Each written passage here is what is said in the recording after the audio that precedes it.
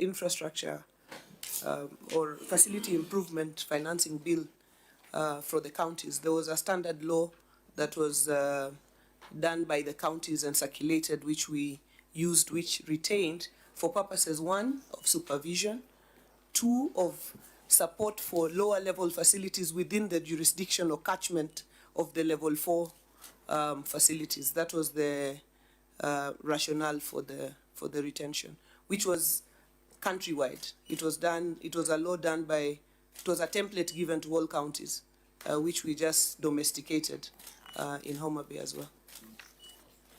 I'm raising this issue because some of these issues, especially on health, you know, we can have a conversation, COG, senators. If it makes logic that you need to retain the 20%, we can amend the national law. You know, because at times when we have a conversation, we understand what is beneficial to the people we all serve. That's why I was asking, I need to understand the rationale behind the retention. So you may consider also engaging us at, because we can amend the national law if retaining 20% will improve provision of health to our people. Remember, honorable senators, we passed this law when we were sitting in Turkana at Senate Machinani.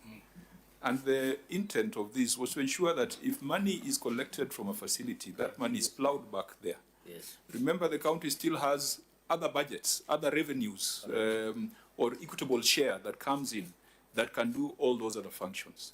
But in the hierarchy of laws, national law is superior to county law. And I think if there is need to have that conversation, I think these are the things that the Senate can be engaged in. But to be sure, Chair, that there is mitigation, how are you handling FIF in this financial year, 25-26? Chair, in addition, so that Governor, I'm at note number 14A on detailed analysis of cash and cash equivalents. I'm looking at the different bank accounts that has been opened for various facilities. That's page 28, 29 on the certificate. Which are these special purpose accounts, Governor, if you can point out. Number 1 on your note 14A of financial statement is addition. And finally, before you open a special purpose account, your CCM finance tells you there is a process. So where was the justification to open special purpose account so that you can retain that? And maybe I have a different view of what my brother, Senior Counsel Senator Okonga said. I thought the reason we wanted money to be plowed back is for efficiency of service delivery at the facility. So if counties go back and take again, and you know the major complaint was that you are taking money to county treasury, which is by the time we do requisition to get fuel for ambulance or drugs, Kenyans might have died. So what was the rationale? And I'll be hesitant that we don't amend that law because it's about health. I thought so that you can get money to fuel and get, it is an emergency service. Chair. So I really want to understand where the governor is coming from, because the wisdom of FIF is to have resources flowed back to improve efficiency and service delivery at the lowest level of the health, at that lowest level. So, Chair, those will be my 3 follow-up questions. Okay. Chair. Let's allow Senator Lelegwe to go on record and then Senator Wambua. Thank you, Chair. My name is Lelegwe Tumesi, Senator for Samburu, member of this committee. You're welcome, Senator. Senator Wambua. Oh, sorry, Senator Gataya. Chair, my name is Senator Mwenda Gataya, Daraganidi, member of this committee. You're welcome. Senator Wambua. Thank you, Chair. I'm happy you are saying, and my colleagues are saying, that there are conversations that can happen between the county governors and the Senate. And I want to go back to that FIF. Okay, the law is clearly, Governor, the law is, it has been breached as is. The question that I ask myself, and I keep asking this question, because the county governors are the ones who are implementing these things. They are the ones who are on the ground doing these things. If there are difficulties because I'm seeing a lot of these breaches in FIF. There's a lot of breaches in the wage bills, on painting bills, you know, in almost every county. And the question that I ask myself, Chair, is what is the difficulty in the Council of Governors initiating a conversation with the Senate on the amendment of the laws? I don't take the position that Senator Cherargei is taking, that we don't touch the law. I mean, laws are there to be amended if there's need to do that. What is the difficulty in the COG, especially on health matters, on FIF, engaging the Senate and saying, perhaps we have this difficulty in the FIF, why can't we amend the law to suit counties across the board? Chair, that would be my comment on the FIF. Governor? Chair, on Senator Wambua's point, I think the reason that the national law is appears to be breached is because of the conflict between the national law and the county law and the laws that were already legislated by counties. And this was, as I mentioned earlier, a standard law that all counties legislated. And no sooner had we finished legislating, there was a new process. And when we input into the new process, some of these views were not accommodated, and the national law was then passed. But in recognition that the national law supersedes the county laws, we are amending our own county laws to conform with the national law for the moment. There was always the question, the FIF, the special purpose account that Senator Cherargei mentioned. Of course, each facility has an account, their own account, which they run on their own. There was an earlier question of expenditure at source, which facilities receive money and they spend without any level of control. So you will find that a facility has received money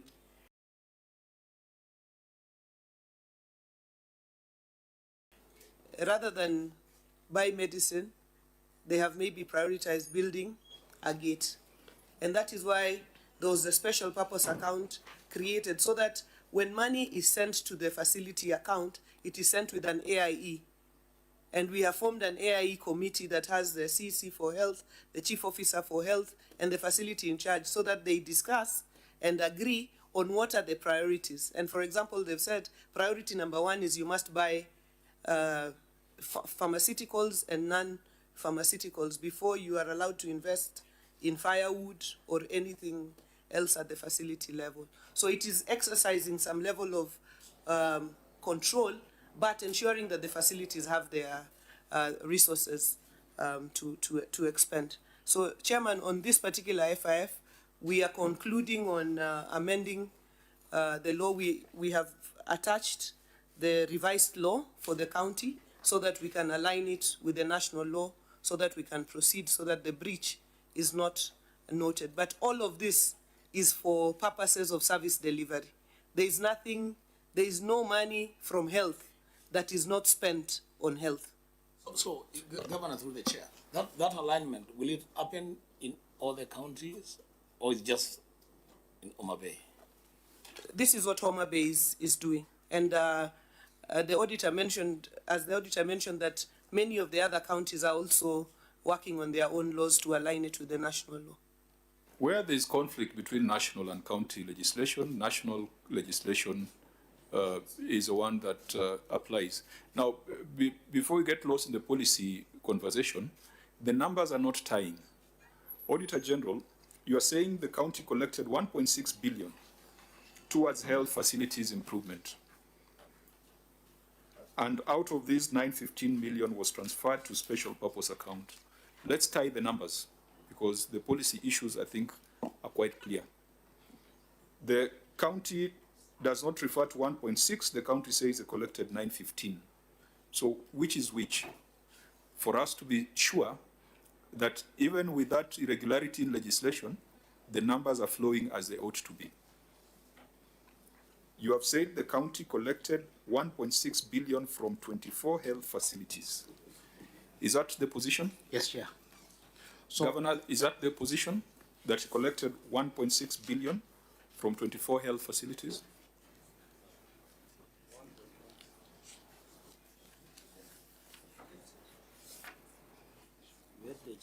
Because if you collected 1.6 billion, then what ought to have been shared between this 20% and the rest of the facilities, the base should be 1.6 billion, not 900 million. So let's make sure the numbers flow. Was the collection 1.6 billion? My understanding is, and the auditor can correct if this is not the understanding, is 1.6 billion was the claims made by the facilities. Auditor, please clarify that, because you have said collected, and collected means money in the account. maybe, Chair, just to clarify this, is that the facilities collected 1.6 billion. But out of this, they transfer 915 to the So, special purpose just account. leave it there. So you confirm as the auditor that the facilities collected Yeah. 1.6 billion. Yes. Okay, so Supposed to collect. Collected. You know, Collected we're talking 1.6 of billion. 24 facilities. So what was supposed to, even with this problematic law, what should have gone back to facilities should have been 80% of 1.6 billion, Which is 915. which is 915. But the governor's response indicates that it was 915 collected. There's a mismatch there, In fact, and a huge one. if Chair, if your math is right, that 915 is 80% of 1.6, then they actually collected 1.6. Yeah, but then the gap between 1.6, 950 and then 687. That's over 700 million shillings. That can be 80%, Chair. there's a mix. The numbers are not adding up. So the, Let's agree on the numbers. Maybe, Chair, just I can clarify. Yes. When we audit these facilities, of course, I said 24 facilities collected 1.6. Out of this 1.6, because of the timing difference, they transferred 915 to the special purpose account. So ideally, the entity need to transfer 900 again from the special purpose account to the entities, but they retain the 20% of and above. So you realize what has been transferred is 687 from the special purpose account instead of 915. So the difference is 228. They could have ought to retain 183 million if they use that law. So the difference between 183 and 228 is 45 million, which audit queried again. But that 45 million again was transferred later on, and there was an evidence for that support. So there is the total amount that the entity has collected, facilities. Auditor General, what is 1.616 billion? What is that? Is that cash collected from the facilities? Is it money that hit the accounts of the hospitals? Yes. So, Governor, you collected 1.6 billion from hospitals. That's a fact. You know, from the entities themselves, which we audit, you know, we also audit these facilities. Yes. If you do the cumulative, that's how they collected. But You because of have the a timing- schedule, Auditor. Yes, there is a schedule when we do the audit. yes, so the Governor is the collector and the receiver. Did you receive 1.6 billion from the facilities? I think what the auditor is clarifying is what he found at the facilities was that they had collected 1.6 billion. What we are handling from the purposes of FIF is what facilities then transferred to the special purpose account, which is 915.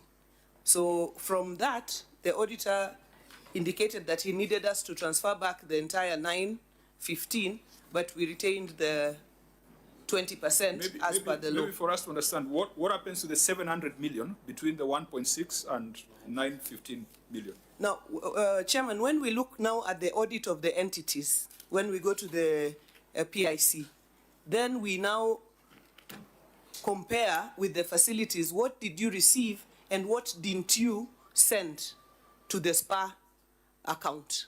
Because from what the Auditor General has raised, there might be some money that facilities have received, but because of time or whatever difference, they have not transferred it to the SPA account. So we, from this angle of FIF, have no visibility of it. No, the percentage is so huge, it's material. If it was a few millions, then you could talk of timing differences, but it's a gap of 700. So is it indicative of deduction at source, expenditure at source, without first remitting the money to the relevant funds? That's 700 million. One could be, but what the auditor has said that the facilities had received from his point, the money, because I would have imagined that these would be claims they have made and they are yet to receive. But from what he said, it's money they had received, which is, it means that it is money that the facilities themselves had not sent to the special purpose account.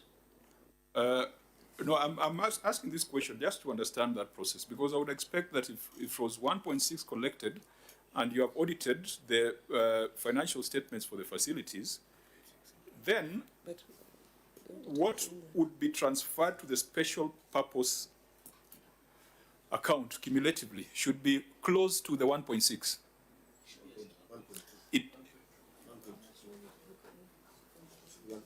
Which is 80%. Which is 80%. I'm struggling to understand why there's that gap. I thought it should be the entire 1.6. Yeah. Then it is transferred. Then it is sent back. So that's where auditor should tell us, because a simple understanding means 1.6 should hit the county account. Yes. Yeah. Yeah. Then they return 80%. 80% Yeah. back to the facilities. Yes. So we have not had. I have not received that explanation properly from the auditor. I don't Chair, think that it's the auditors, explanation. it's the entities.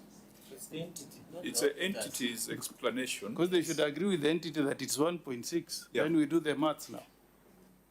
So does it mean 700 million was the entity spent or is it the at auditor? source? If the governor can clarify that, does it mean 700 million was spent at source? Because you have the you have chief officer in charge of health services. They are the accounting officers and departmental heads. So out of this 1.6, and I don't think OAG will go and come up with 1.6 billion without going through the schedule of collections within those 24 facilities. But So Chair, between 1.6 billion and 915 million, the difference of 700 million, was it spent Chair, at source? Chair, Okay, Senator it's the Moroma. same auditor who audits those hospitals.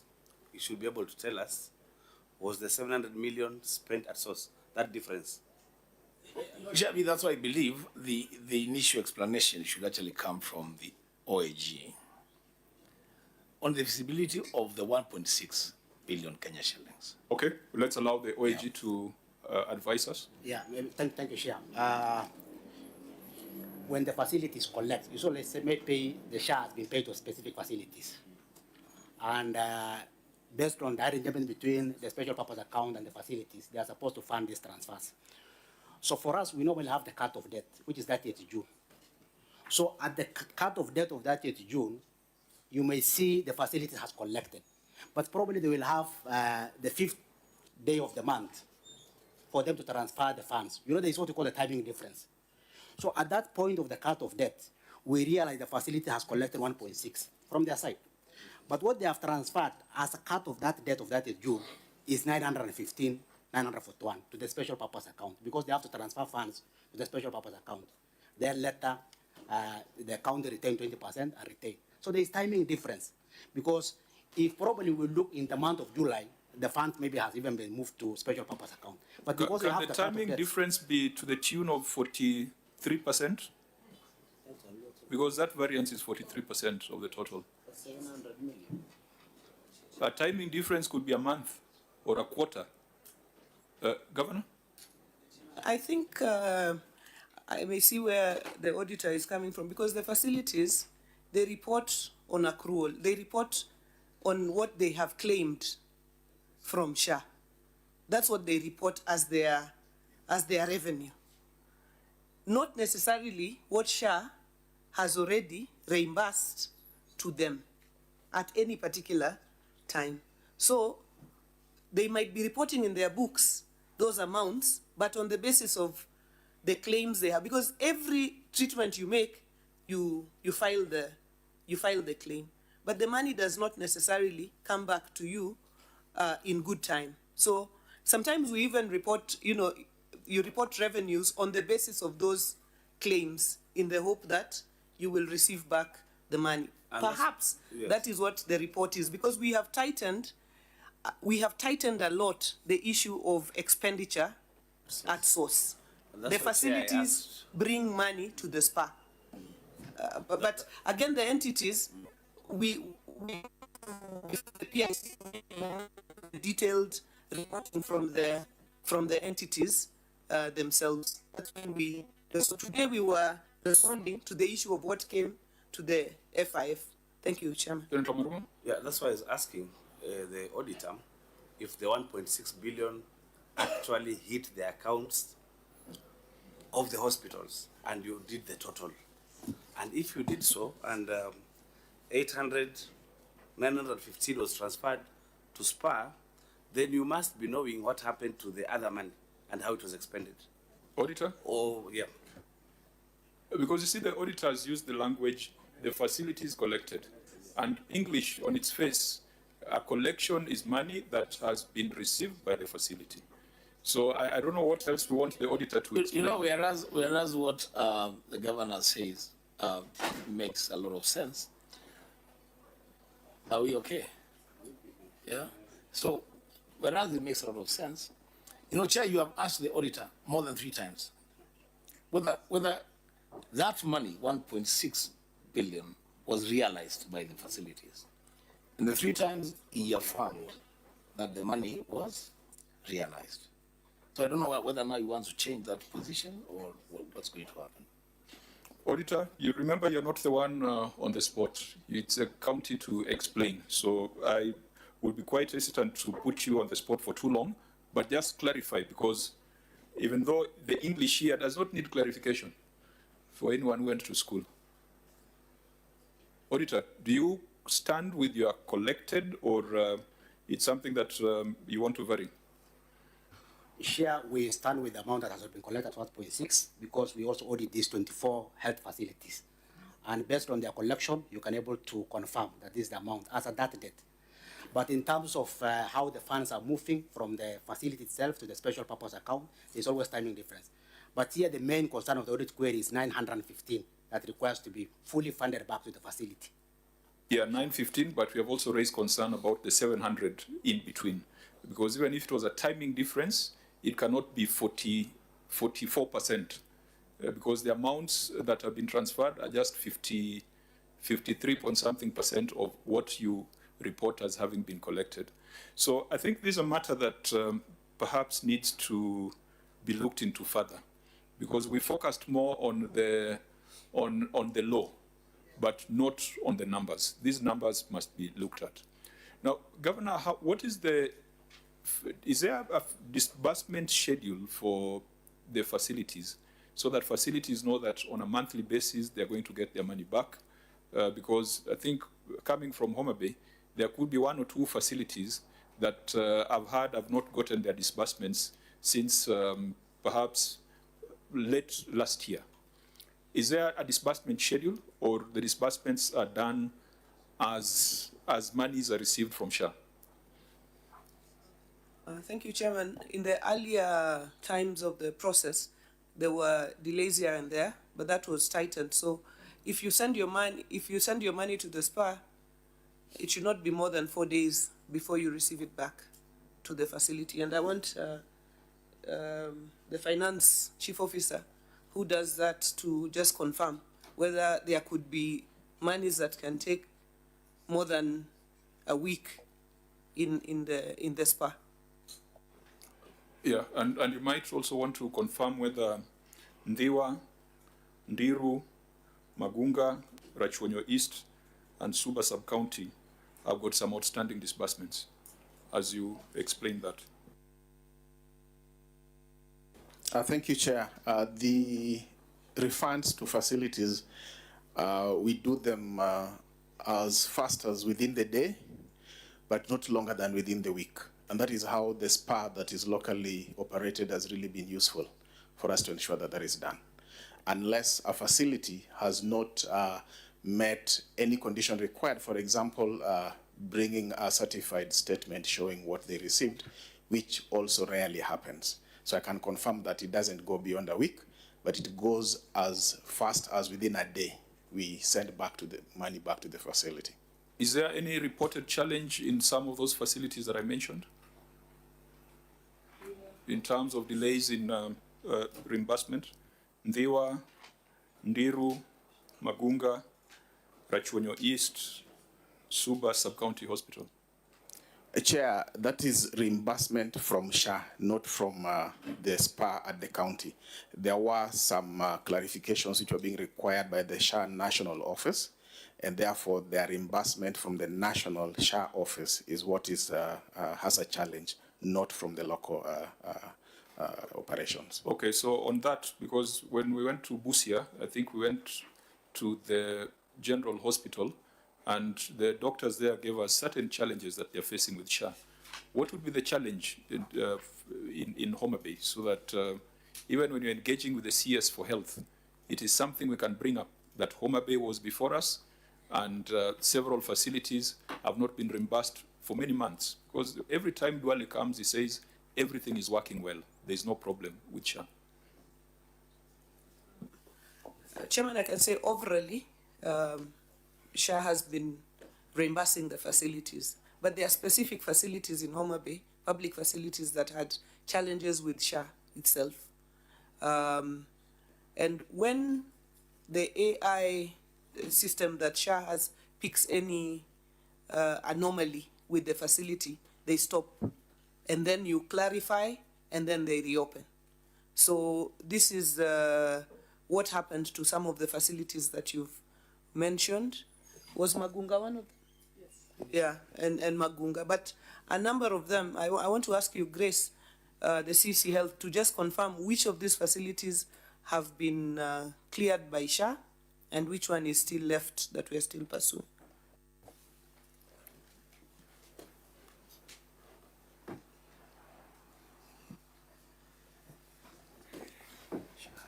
Thank you, Honorable Chair and members. The facilities that have since been cleared are Rachonyo South and Rachonyo East. We still have a problem with Newa, with Marindi, with the Suba sub-county. Magunga is one of them, Ndiru, and Nyalgosi. Thank you. And is it a workflow problem, or there's a more fundamental problem? I remember when the president was in Homa Bay, there were comments that were made which left us with egg on our face. I think with regards to, must have been Rachonyo, one of those hospitals where it was said that we are cooking up claims, which I don't think is the nature of our people. So are the challenges just workflow issues, or there are material things that this Senate can take up with the CS in charge of health?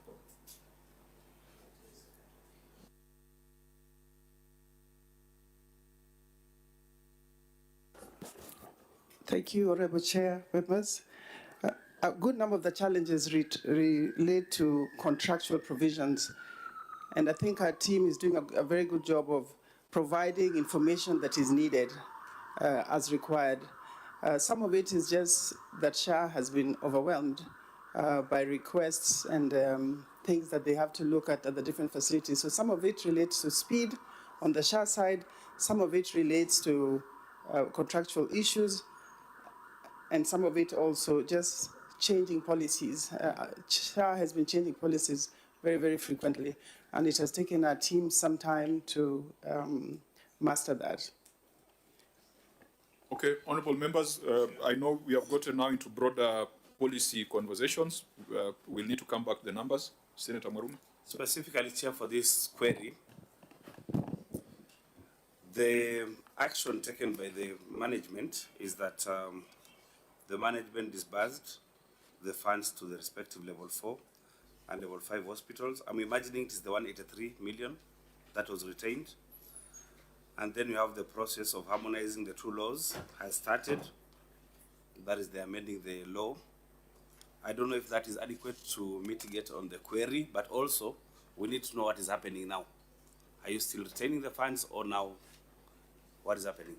I think on the first part of the question, if we cannot agree on the 1.6 billion, then we cannot have a resolution. So we need, the auditor will have to assure us whether that 1.6 billion is collected or accrued. I think that's a starting point, because if the 1.6 billion is collected, then we have a much bigger problem of retention or drawing on funds at source. So there's no way we can solve this matter until we establish the basis. Governor? Chairman, I wanted to agree with you that because our responses focused on the money that came to the SPA, if we could have an opportunity to look at the schedule from the auditor on the 1.6 so that we know exactly what animal we are handling. So, Chairman, I wanted to agree with you that we will retreat and get the 1.6, whether it's accrued or whether it is actual. Then we handle it from there. And we will also be appearing before the PIC on the same with the entities. Yeah, so since this is in the report that is before us, we cannot toss it to another committee. Auditor General, as we do our report, you will provide us with a schedule that provides evidence of the collections. And if there's that gap of 700 million, we'll put the governor to task on it. We could proceed to long outstanding trade and other payables. Even though, maybe for the benefit of everyone in the committee, so for these facilities where there have been those technical challenges with SHA, when a citizen comes to the hospital and there's no medication, how do you deal with that? Or is there a stopgap funding measure? Because if SHA fails, then it is a county government that has failed. You know, you are the face of service delivery. Chairman, it's a discussion we have had with SHA, including with the minister, that for public facilities, if there is a challenge, should the SHA be stopped, or should SHA continue to serve the public as we'd handle any issues on the background? And the idea should be that SHA should continue as you handle the issues on the background. But right now, we have had to support those facilities from our exchequer side to be able to handle, and the public is not able to access SHA. But we are working round the clock to ensure that SHA is restored, and I'm happy that some of the facilities that were off, like Rachonyo South, Rachonyo East, they are now restored, and we are sure that within the month or so we should be able to restore the other facilities. Okay. Senator Sifuna?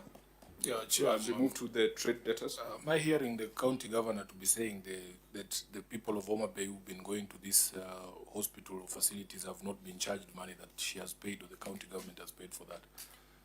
Because I remember recently we were told that there was an outage in that SHA system, and at least in Nairobi our experience was totally different. People were being turned away from facilities. Governor, are you saying you are the ones who have been paying for those people in those hospitals where the SHAs had issues? No. I think, Senator, my point was, because the facilities, especially at level 4, rely a lot on the FIF, without an active SHA program, they need to pay certain basic issues, including commodities and so on, which we have supported them to support electricity and the other utilities for those facilities. They're still out-of-pocket payments at your facilities because of this problem? Yes.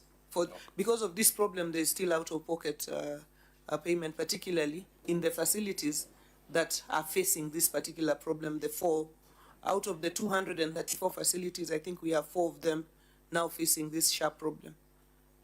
I think, Chair, if I got you correctly, what you're raising is if a facility has been blocked by SHA, yes.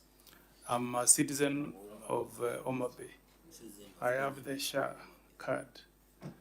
I will not get medical attention in that facility? I think that's the question Chair is asking. Then what happens to those innocent citizens of Homa Bay? They have SHA. The facility that is run by the county has been blocked from SHA. So how do they access health services if that is the situation? Maybe in addition, Okay, Senator Chirarke. access services, they have to pay out of pocket, or because the challenges facing those facilities. Are these the same facilities that the CS told us they were facing issues of fraud? And then number two, do you as a county have indigent support to citizens who don't have the ability to pay for the medical services? Thank you, Chair. And for the record, Senator Chirarke is the biggest defender of SHA in this committee, so we'll be...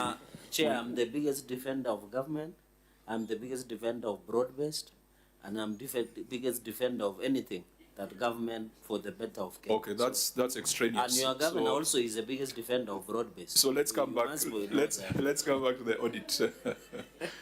Governor? So should it follow that you should be the biggest defender of mine? Or no? Just, I think on the issue of these specific facilities, the discussion we have had, you can find that a facility has a case that can be said to be fraud, for example. Maybe it is a case of not adjusting quick enough to the policies. Maybe it is a question of people shared beds, so you claimed for 30 instead of 20 beds, which you're registered to have. So those kinds of issues are the ones that are resulting in the blocking of facilities.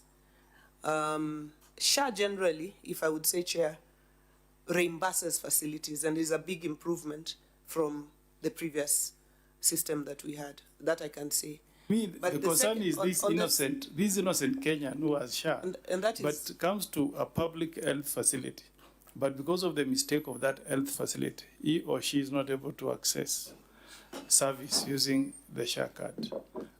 Yep. What do we do? I'm in total agreement with you, Senator Okongo, because, and this is the discussion we have had with the SHA and with the policy level, that if a facility has an issue, the issue should be dealt with while the public continues to access services. This is what we have raised, so that the punishment, when you block a facility, the punishment is not on the administrator.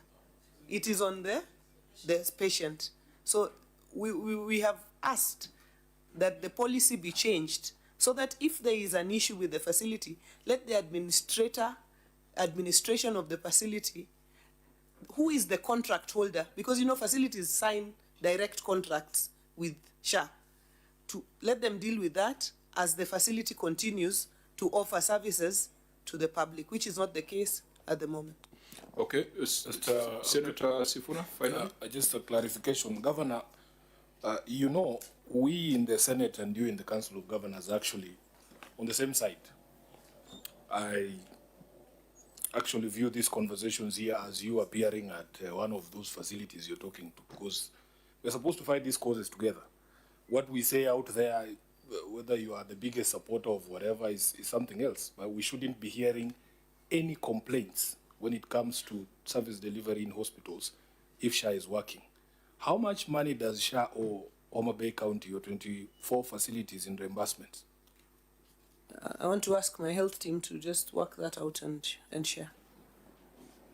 And also just confirm to us what is, my chair calls it an aging analysis. Because when people go around saying this thing is working, and yet maybe Homa Bay is prioritized in terms of payments, but in Nairobi, SHA owes our hospitals a lot of money, and they are suffering. Those, you know, maybe we should start being like Cherargei, and then our hospitals will be given money. But we want to confirm. But Chair, he has called himself the biggest defender of something. Of course, yes, of SHA. So the CEC there should just confirm to me if because Homa Bay is one of those counties, That cannot be an algorithm. That's what I want to know. Governor, That's why I want to know. Because Governor, that's a political question you can ignore. no, Because it doesn't make sense. Order, Senator Cherargei. Unless Senator Sifuna, through with your indulgence chair, gives us a system that works 100% anywhere in the world. Chair. Every system has a Honorable challenge. senators, we are the ones who wrote the 4 laws when we were in Turkana. Yes. So if it is not working well, it is our Chair. responsibility. You can't.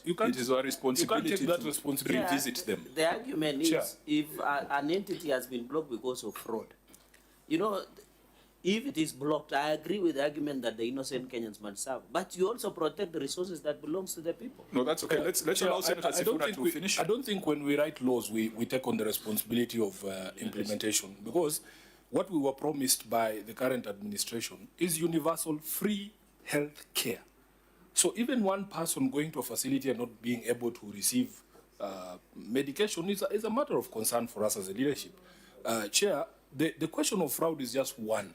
But for instance, Chair, if you take into account the recent collapse of that system of SHA, that is not a question of fraud. And bearing in mind, Senator Cherargei, how much money the Kenyan taxpayer paid for that system, I am not saying, Chair, that we expect 100%, but we are saying a system that expensive cannot be out of service for 4 days. There's loss of lives in the country when things like those happen. That is nothing to do with fraud. So we are within our rights. We are within our rights to insist that because of the amount of money that we paid for that system, my healthcare contributions, Chair, when I was elected here, I think they went down, they went up almost 30 times. I pay over 30,000 these days, and we used to pay NHIF a fraction of that. And the way that program was sold to us is because, Sifuna, you are well-to-do, you are earning �1 million shillings a month, let's contribute so that the other people who are unable to or don't have an income, the people in the villages in Karachuonyo can be able to do what? Access healthcare. That is the reason why we supported the system. Now, if it doesn't work, if there is even just one person in Karachuonyo who is not receiving healthcare because the system is down, 100 and something billion Kenyan shilling system, Honorable Chair. So it's not to say that these questions are political, but healthcare is political. No, I think the questions are proper. We had asked about the size of the debt. You have the figures? Maybe you could share? Chairman, SHA owes us approximately 350 million to the facilities in Homa Bay. Chairman, on the other... And how old is that debt? Is it a month, 2 months, a year? They're just working on the aging. I just wanted to bring the amount. Chairman... But even before you go there, Chair, if the Auditor General or the county entity itself is saying that in the entire financial year that is under review, they themselves told us 900 and something was collected in all the facilities, right? If SHA alone has 350 in debt to the hospitals in Homa Bay, that's almost a third of the collections for the facilities, you know? So when we bring out these things, don't make it look like it is political. But if you have come to the doctor and you give me the wrong, what is it called? The wrong symptoms, Governor. If you give me the wrong symptoms, I will not apply the right injection, and you know how we do it. We want you to be paid the 350 million. I think you are starting, your preamble is what should carry the rest of the conversation, that we are on the same side. When we ask these questions, it's to get a solution. And when we find that 300 million is owed to Homa Bay, out of a potential collection of 1.6 billion or 900 million, it is significant. And it is in these sessions that we find legislative interventions, or just interventions we can call the CS for health. But it shows that there's a problem if you don't have 300 million reimbursed on time. Chairman, maybe I can just say this also, because in our language, something is said that the tail of a ship is compared with the other.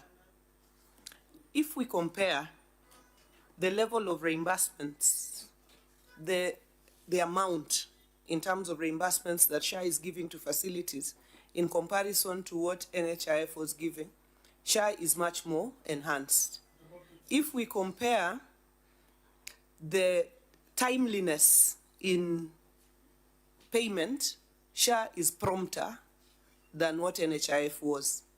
I'm just noting that in comparison. Of course, there's no perfect system. The promptness will determine once we get the aging analysis of the debt. Yes, Chair, let me just make a point, a simple but important point.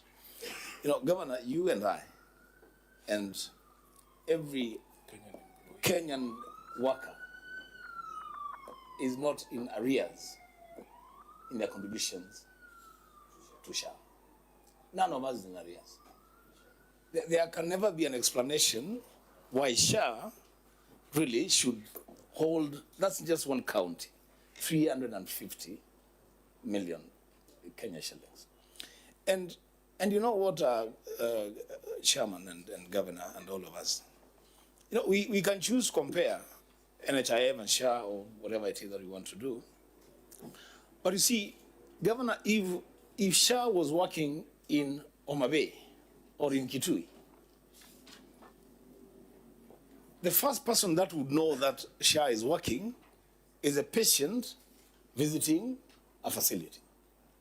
We don't need to tell them that it's working. I mean, if it's working, it's working. If it's not working, it's not working. And we are talking about a situation, and I don't want to go into those comparisons, where the Kenyan taxpayer has paid in excess of 100 billion Kenya shillings for a technology that is supposed to support SHA, a system that has been down for now almost a week or more.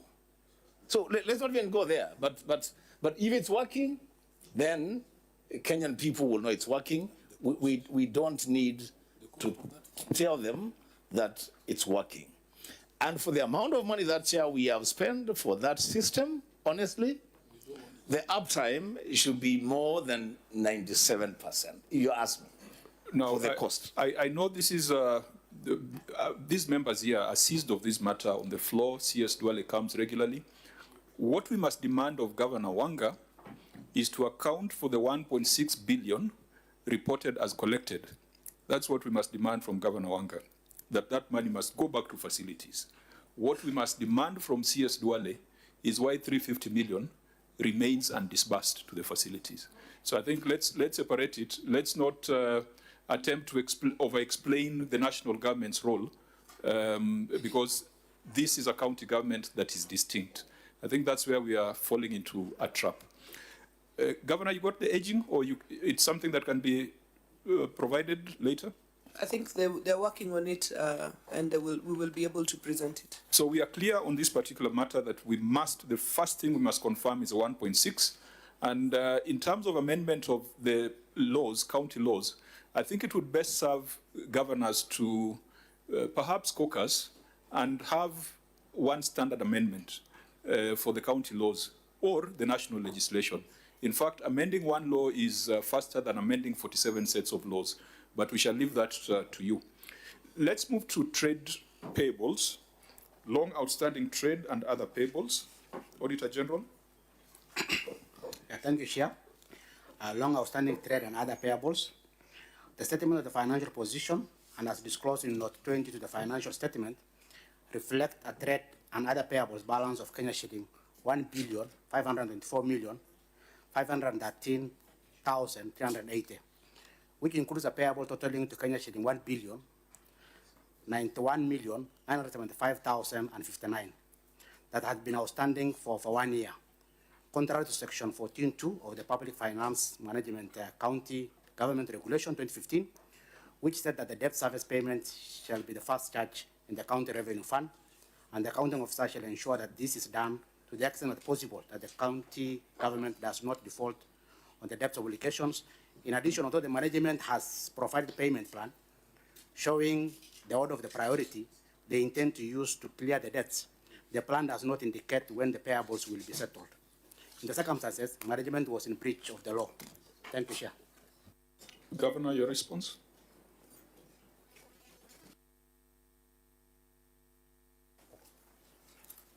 Thank you, Chair. Management has noted the auditor's observation and wishes to clarify that it is committed to settling pending bills in accordance with the Pending Bills Action Plan for financial year 25-26. Out of the 1,524,513,380 outstanding bills as of 30th June 2025, Kenya shilling 713,199,834 has so far been settled, leaving a balance of Kenya shillings 811,313,545. Management is implementing the approved payment plan and has prioritized the settlement of eligible and verified pending bills, subject to availability of funds in line with the PFM County Government's Regulations 2015. The payment plan outlines the order of priority and timelines for settlement, and the management intends to settle the pending bills by the end of financial year 2026-2027. Appendix 8A, Pending Bills Progression Summary. 8B, Pending Bills Action Plan for 2025-2026. 8B, another one, Current Status of Pending Bills. Governor, with the progress that you have presented there, how does that change? For example, if you look at your note 20, that you had 148 million outstanding over 3 years. When you look at pending bills as a first charge, with your payment plan, to what extent have those figures changed? Because, I mean, you would have pending bills under 1 year as you wait for your disbursements, maybe 1 to 2 years as you wait for projects to complete. But over 3 years is indicative of a problem. You reported 148 million as bills exceeding 3 years. Is there a specific plan to deal with debt over 3 years? Chair, can I add? Or let's allow Senator Cherargei also to Governor, this question. I've seen your response on this matter of pending bill, and I've noticed over 92% of the pending bill of 1.5 billion was accrued by your administration, over 92%. The 8% is historical. Question 1, can you segregate and give us the reason in detail? That is question 1 after what the chair has asked. And number 3, in this 92% of pending bill, are there pending bills that are tied to multi-year projects that the county is undertaking? And how much are we looking at? And finally, Chair, since I know we don't want to interrogate the chair of County Public Accounts of Homa Bay, in the budget allocation, how much has it been in this financial year, and the CCM or Bureau is here, has been allocated to offset the pending bill? Because looking at the aging analysis, it doesn't add up considering the budget. And finally, Chair, just finally, sorry for taking long, Governor, you have indicated that there were eligible pending bills. In your answer, because I'm just reading your answer, Chair, if you have noticed, the Governor is talking as settling pending bills action and also on, and has prioritized the settlement of eligible and verified pending bills. So what is the basis of this? Is it the controller budget that did verification, or yourself? And is there a report? When you say eligible and verifiable, how much are you talking about? And ineligible, could it be connected to historical pending bill, which you have, which is related to 811 billion? So because it says eligibility and verifiable, so which ones are eligible? So that maybe he has lumped up everything. Okay. Chair, I yield back. Fine. Maybe Governor, just take note so that we take all the questions, we'll be able to move fast. Senator Sifuna. Chair and Governor, I'm looking at the development expenditure pending bills as at 31st May 2026, which I think is your Annex 8 8C. Are we together? There is a document called Homa Bay County Development Expenditure Pending Bills as at 31st May 2026, which would indicate that it is a current status, Honorable Chair. Is that 8C or 8A? I think I have found it at 8C. 8C, yes. So there will just be like 3 items that maybe you can address as well.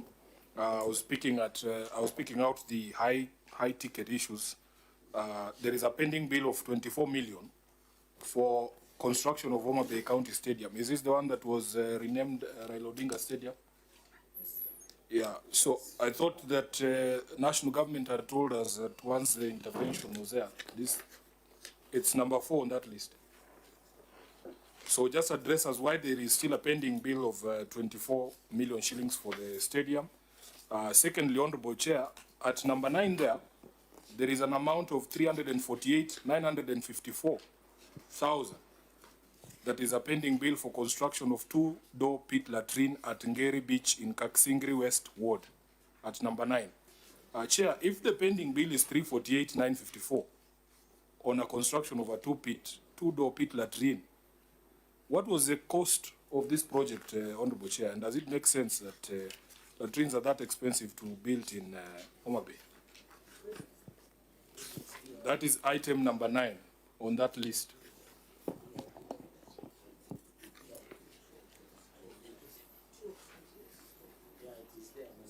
Number 9, are we there? And finally, Chair. Oh yeah, there seems to be, I was struggling to follow, but I've seen it now. Because that's the number 9 on the second document.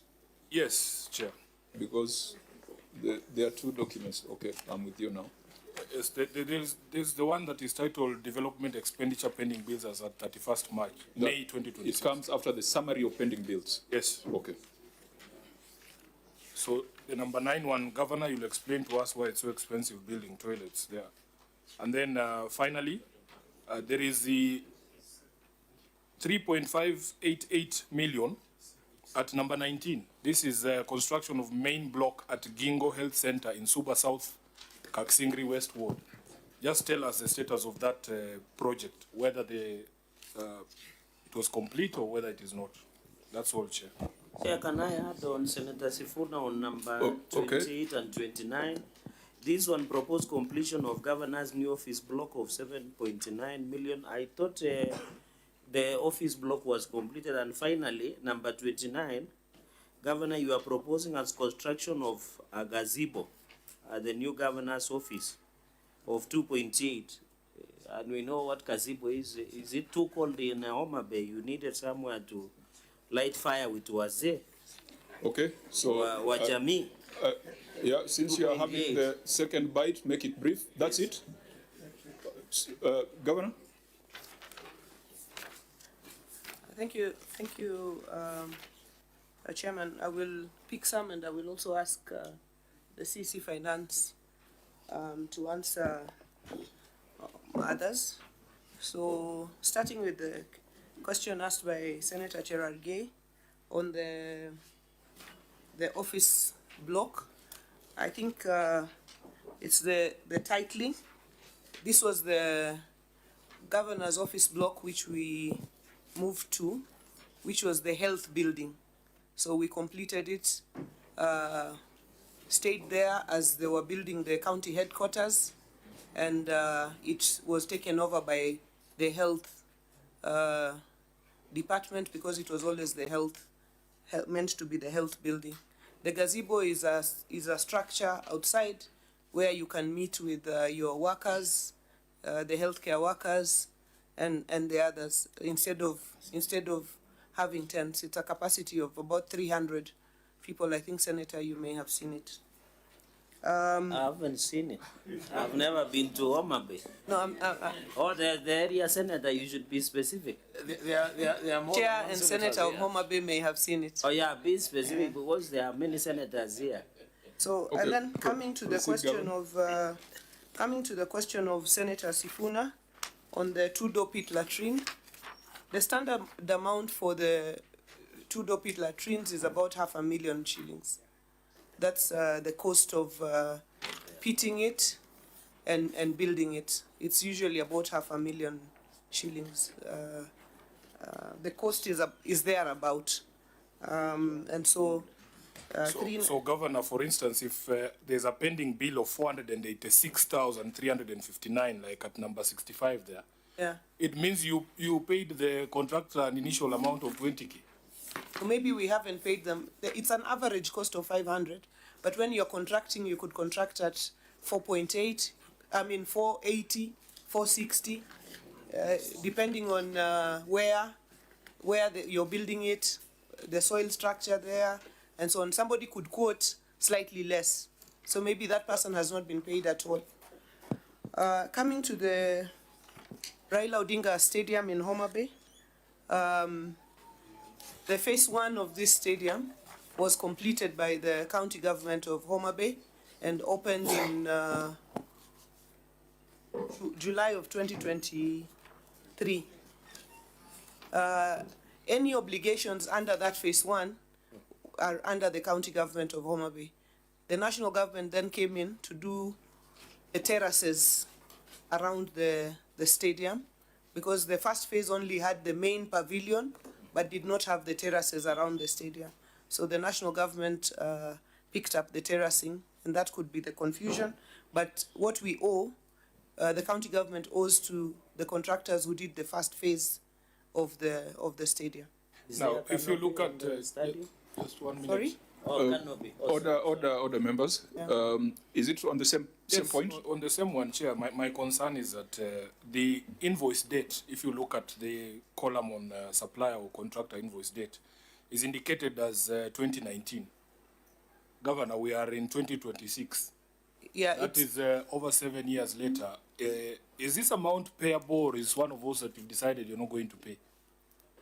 No, the construction of the stadium took a bit of time, and we found when it had progressed, and then we picked it from there. We have made quite a bit of payments to the contractor, and we are at the very tail end of finalizing any pending bills around that stadium.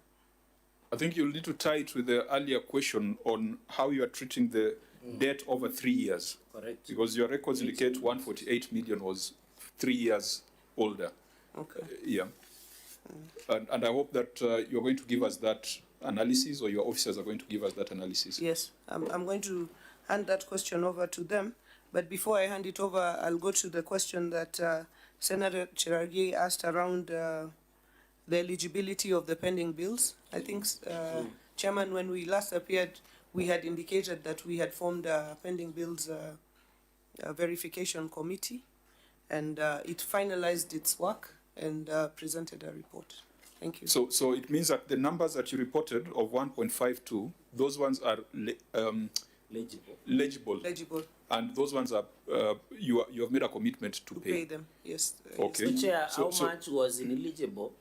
And are there any challenges to that declaration? Because somebody cannot raise a pending bill. So out of this 1.5 that is legible, it would be better for people of Homa Bay to know that how much are ineligible. Okay. And what is the outcome of such process, so that, Chair, the county does not serve legal suits or being taken to court.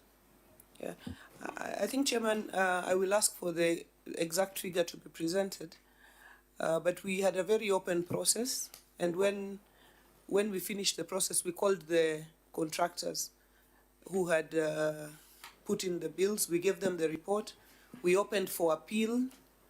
The team went round, so it was a very open process, and we took a very, very competent set of teams. And when we came here, you also told us to take it again to the internal auditor because of the case in Kakamega. The internal auditor to again verify it, which the internal audit team did. So we had a very elaborate process around. The question is the payment of the bills more than actually the eligibility of it. I think there's general satisfaction around eligibility, even from the contractors. The bigger question is, can you pay us quicker? And that is the question the chair was asking around the bills that are more than 3 years old. So I want to ask the CC Finance. Okay, CC. To take up Thank you, Honorable Chair. Chair, in the current budget, the total value for pending bills is at 480 million. Senator sought that in trying to clear. That's a budget. Yeah, that's a budget provision. Yeah, that's the budgetary provision that we have now. Chair, if we go to Appendix 8A, it gives us now historically where we are coming from, and also the financial years that are affected for both recurrent and development. When we got into office in 2022, Chair, both historical pending bills and current then stood at 1.9 billion, of which during the assumption of office, what was handed over was about 740 million, but the bulk of it then came through the pending bills verification task force, which was way over 2 billion, around 2.21, but what was then considered eligible as total to 1.9. Chair, in the financial year then 2023-2024, that figure was reduced substantially to 1.192 billion. Then now in the year 2024-2025, there are those that were verified by the pending bills task force, but they said due to time constraints, we had to use our internal audit department to further confirm and liaise with the Office of the Auditor General to confirm that those are also eligible, because they didn't visit the actual sites of where these works were done. So that figure then made a jump when we went to the financial year 2024-2025 that took us to the 1.5 billion that is in question today. However, Chair, as at 31st of May 2026, the county government has made substantial progress on our pending bills and has reduced it to the current figure of 811,313, which we are further making attempt to reduce by allocating 480 million. So in that 700 million reduction, because you have reduced it by 700 million from, Yes, from 1.5 to 811. Yes, Chair. How much of that debt is still older than 3 years? Chair. The reason I keep asking this is, you see, 3-4 years ago, there was a different government. And you don't want to create an impression that bills from the old government are not being paid. Because as you have explained, whatever you have here is verified. And as we also said when you're here, that the Senate has got no power to tell you pay this bill and not that other one. It's your internal processes. So out of this 148 million that you had reported as older than 3 years, you have paid 700 million since the last audit.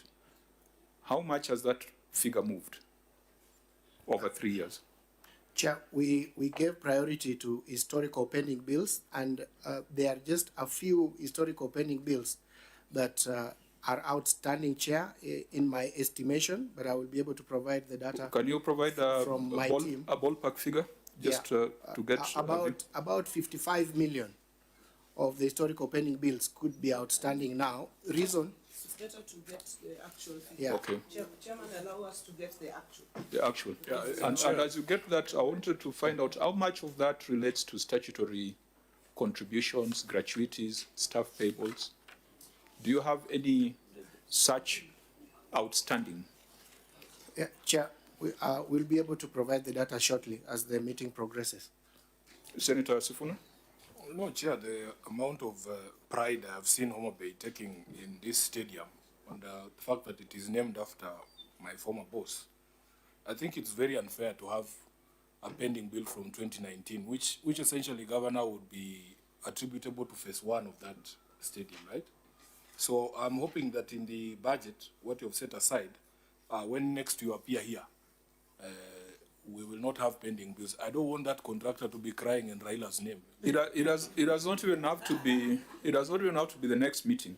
Yes. Because the officer said he's getting the exact details of the 55 million. Yes. Yeah. So once he gets that, we can be clear and give specific directions. Thank you, Chair. Yeah. I'm hoping that it is part of that 700 million. Chair, maybe, Governor, we were in that stadium during the Revolution Conference, So you say terraces was done, as canopy also being done for the entire stadium or only at the pavilion? So sorry.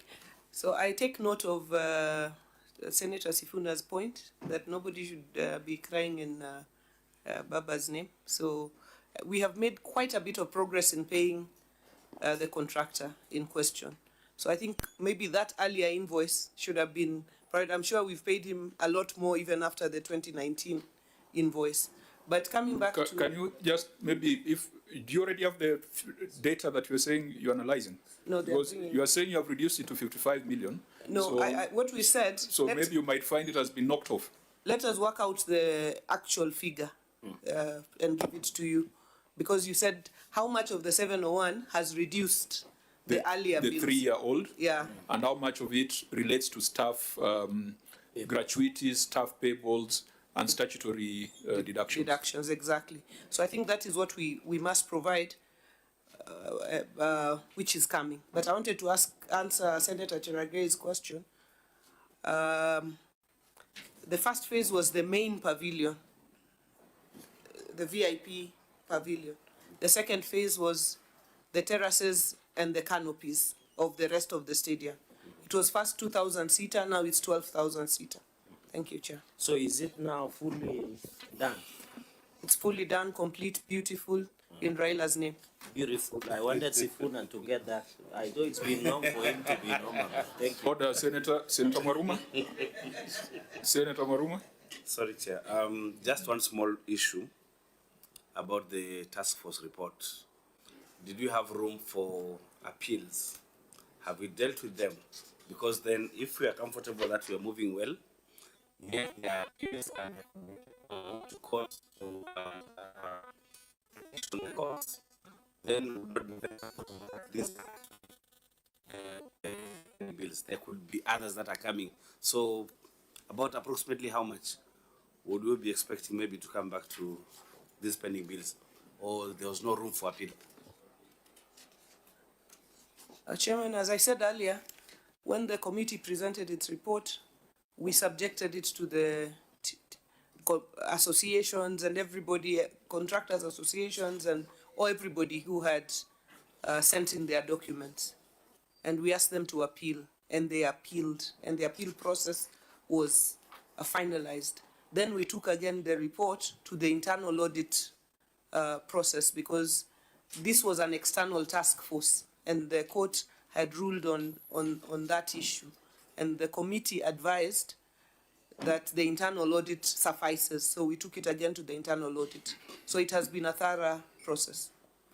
Just as a by the way, Chair, you know that almost always I spend the New Year's festivities with my family in Homa Bay, because it's one of the most beautiful places in Kenya. So last I was there was in December.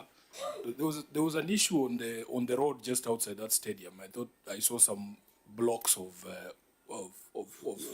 what is it, concrete, in the middle of the road. What was the issue there, Governor? And has it been cleared? Or the road outside is still under construction? Thank you, Senator, for loving Homa Bay and for always coming there. And we welcome you any and every other time.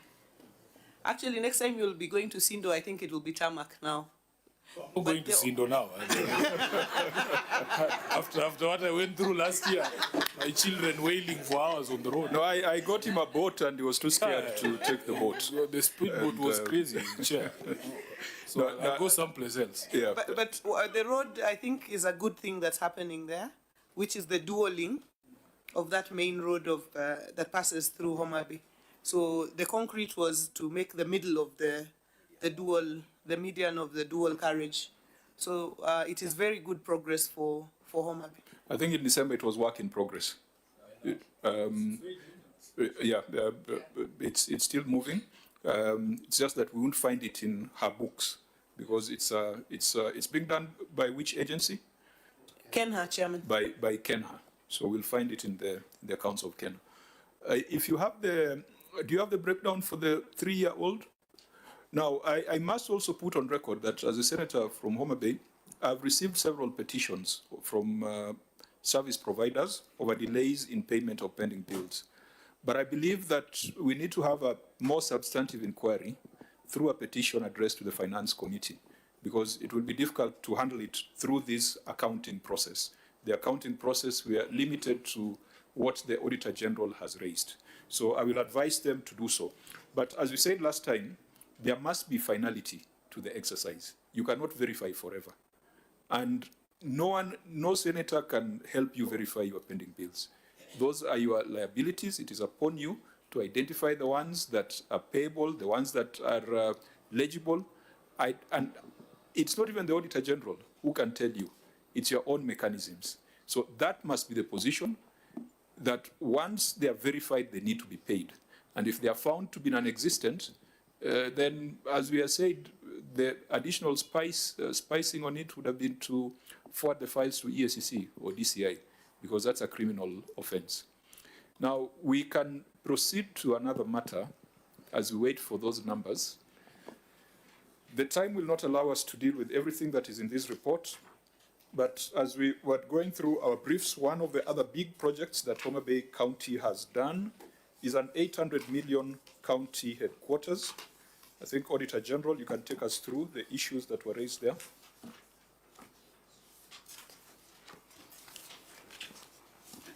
Yeah, thank you, Chair. It's 8.4. Delayed completion of the Homa Bay County Government Headquarters and auxiliary facilities. The settlement of financial position, and as disclosed in Note 19 to the financial statements, reflect the rights of the use of assets of the carrying balance of Kenya shillings 787,200,000, which represent the cost of acquiring the county headquarters over a 4 years period. The county government entered into tenant purchase agreement, a finance lease to own contract with the county pension fund for the purpose of the build development of the Homa Bay County government headquarters and auxiliary facilities on 6th May 2024 for a contract sum of 820 million. The money was to be paid over a 4 years period. The construction was to take 6 months, and the county government was to occupy the completed building by January 2025. The completion date was subsequently revised to 2nd May 2025. A review of the records related to the project revealed that the county executive paid Kenya shilling 141,142,672 to the county pension fund in the year under review. The total amount that had been paid was Kenya shilling 181,142,676. Although the county executive obtained approval from the Control of Budget in July 2024 to open and operate a special purpose account for the Homa Bay County Infrastructure Financing Fund at the Central Bank of Kenya, the county government was yet to establish the fund and open the special purpose account in accordance with the Homa Bay County Infrastructure Financing Fund Act 2023, which were the requirement in the tenant purchase agreement. The tenant purchase agreement, the finance lease to own contract, include construction of the main headquarter building, amphitheaters, and Ushuru Center. In addition, a physical verification in October 2025 revealed that the project was not completed and was behind the schedule. Although the county government has already occupied the main block of the development, work on the amphitheaters was still ongoing, landscaping was yet to be completed, and painting was being done in the section of the main block. In addition, occupation safety and health certificates were not provided for audit. In the second, the value for the money has not been realized from the expenditure of Kenya shilling 181,142,676, with the continued lapse in completion at that time. Thank you, Chair. Governor, you may respond. Thank you, Chair. The management has taken note of the audit findings and wishes to state that the process to open the Homa Bay County Infrastructure Financing Fund. Sorry, Governor. Senator Cherargei, what's the matter? Governor, we might just read the page number, page 20. Page 20. Okay, proceed. The process to open the Homa Bay County Infrastructure Financing Fund has been initiated. However, the process stalled due to delayed approval by the Principal Secretary for National Treasury, as was directed by the Central Bank of Kenya. Consequently, in the circumstance, the management made use of the existing option of paying the financier through the county development account, and the process has been seamless. In addition, the county government occupied the main headquarters block to ensure continuity of service delivery, while works on the amphitheatre, landscaping, and final finishes were still ongoing. The works are now completed. Further, occupational safety and health certification was not availed at the time of the audit because it was in the custody of the contractor, who later released it to the county officers and submitted for audit verification. Chairman, we have attached appendices 21A, which is the completion certificate and photographic evidence of the completed headquarter and auxiliary facilities, occupational health and safety certification, and correspondences on opening of the special purpose account. Thank you, Chair.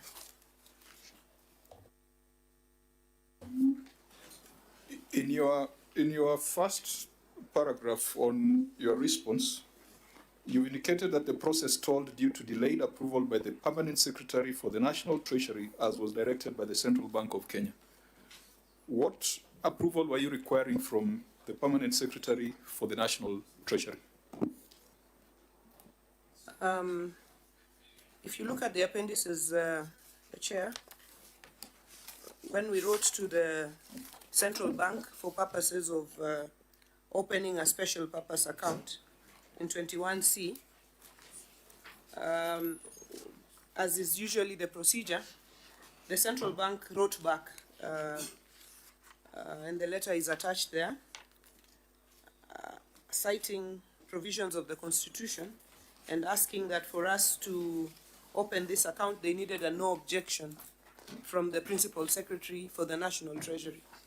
After which we wrote to the Principal Secretary for National Treasury, and we have followed up physically as well, but we have not been able to receive the feedback to allow us to open that special purpose account. Was that a condition precedent, the approval of the National Treasury? Chair, when we were doing our Homa Bay County Infrastructure Financing Fund Bill and Law, we sought advice from the Controller of Budget and from the National Treasury, and they gave us the requisite approvals.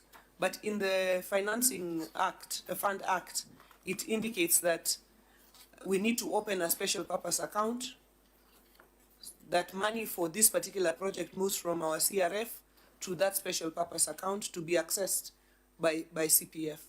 So when we wrote to Central Bank to open the account, they referred us back to National Treasury.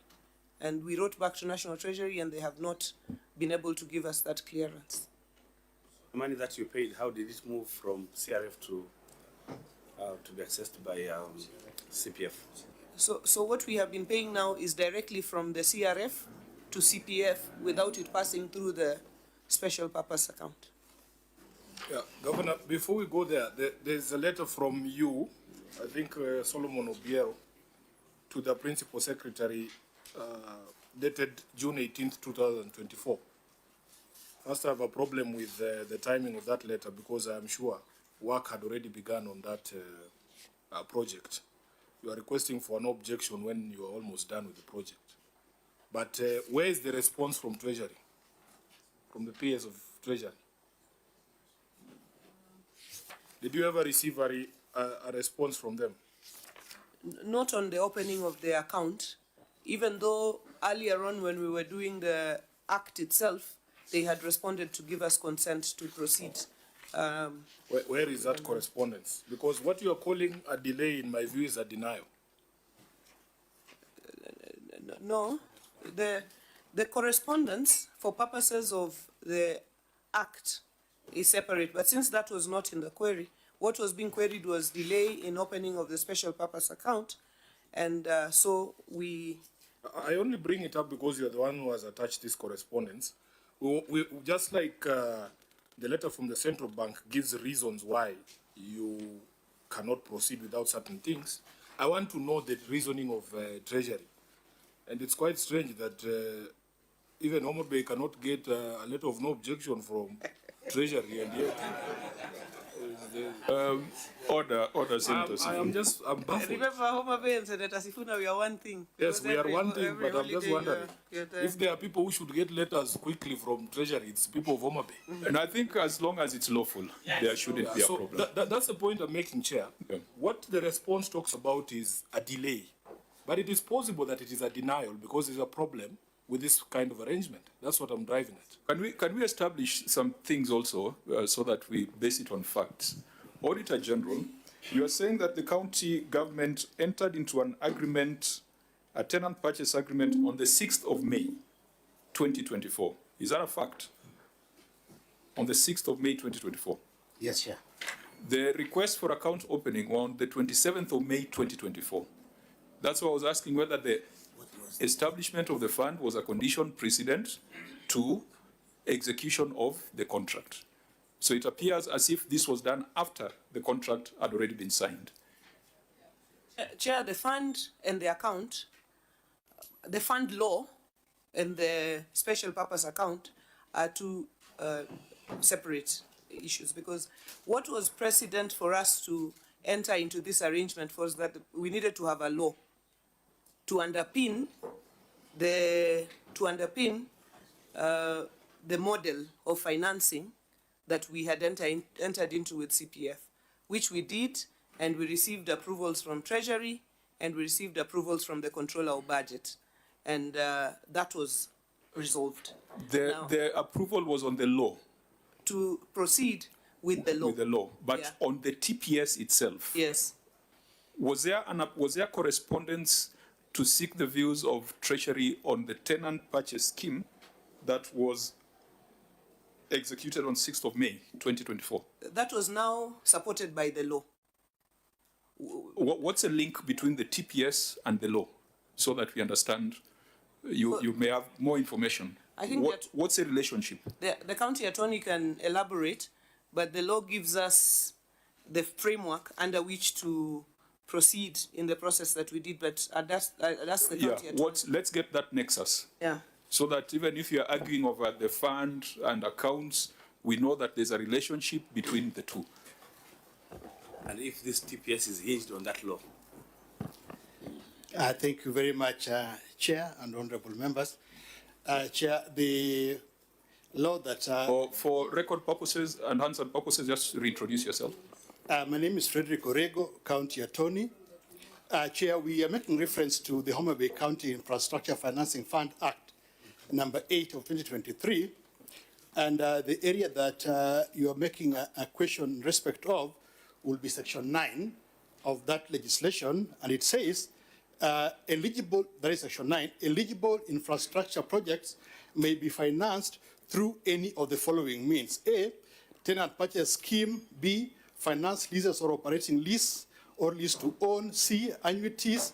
D, fees and levies paid by users and the beneficiaries as approved by the county assembly. E, income shares contract. And F, any other lawful means that is not considered as borrowing under Kenyan law. So that is section 9 of our legislation, and the tenant purchase scheme is the one under 9A. Thank you very much.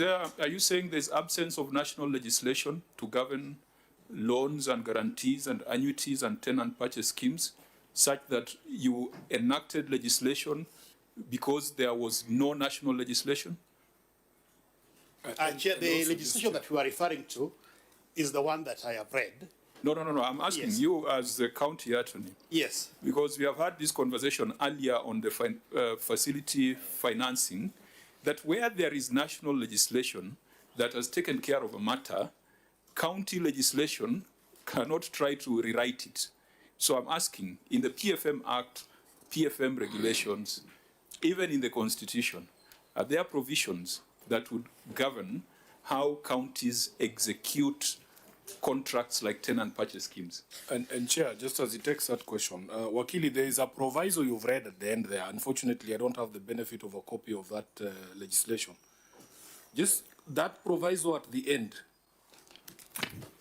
that talks about things that are not considered borrowing. Is it my understanding that the things that you've listed prior to that proviso are not considered borrowing? Yes, actually, the intention is to expressly exclude borrowing. And in fact, Chairman, the question that you've asked as to why we have come to this legislation is because we relied on Article 207 2A that allows a county government to set up legislation to allow for a charge on the CRF. Just a minute, Wakili. Yes. Let's go slowly. Tutaelewana tu. You are saying the things you've read for us up Yes. there, including a tenant purchase scheme, is not considered borrowing. I'm saying that the things that we have provided for in our legislation for 2023, the intention was to expressly exclude borrowing. Why? Because if you look at the Constitution, when you talk about borrowing, then you'll have to go to Article 212, which allows for borrowing of counties if there is legislation by the Parliament. So what we relied on was Article 207 2A of the Constitution, which then was the legal constitutional basis for us to come up with this legislation, and listed all those items that I've read under Section 9 of this legislation. Wakili, that section you're referring to empowers you to establish funds, and that's okay. I think there's something reasonably excluded. That's okay. But the Constitution is not silent. In Article 212, it says a county government may borrow only if the national government guarantees the loan. The question we have on the table, did you take a loan? Is a tenant purchase scheme a loan? No. It's not even about the fund. Is a TPS a loan? For example, I have a TPS with NSSF. They charge an interest over 15 years.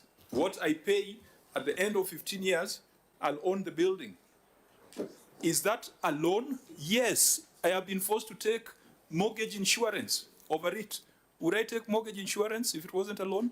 So can we then define this animal we have? Is it a loan? Yeah, and Chair, just to be clear, because sometimes things get lost in semantics. There are very basic ingredients of a loan. Correct. Number one, if the money building that house is not yours, it belongs to someone else and you have to repay it by whatever arrangement. That's the basic definition of a loan.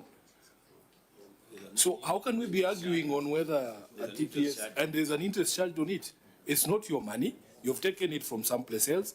You are given opportunity to repay in installments. There is an interest that is charged on it. If that is not a loan in Homa Bay, I don't know where the borders of Homa Bay are, Chair. Because once you cross this side, that's a loan. Look, Governor, and you see this is an extremely important point, not just for Homa Bay. The rest of the 46 counties have got serious infrastructural gaps.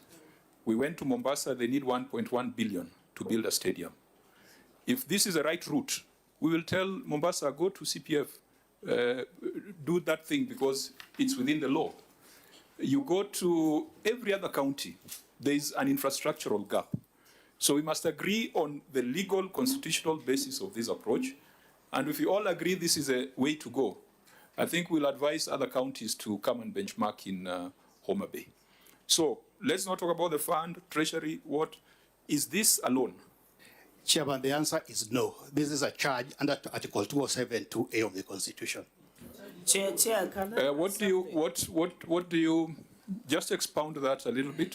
Because as we said that the framers of the Constitution decided to introduce Article 212 for good reason. Yes, and that's what you were saying, Chairman. When we were coming up with this legislation, we consulted quite a bit.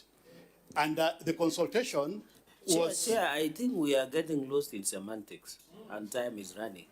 Okay. Charge and a loan are the same thing. What does he mean by this is not a loan?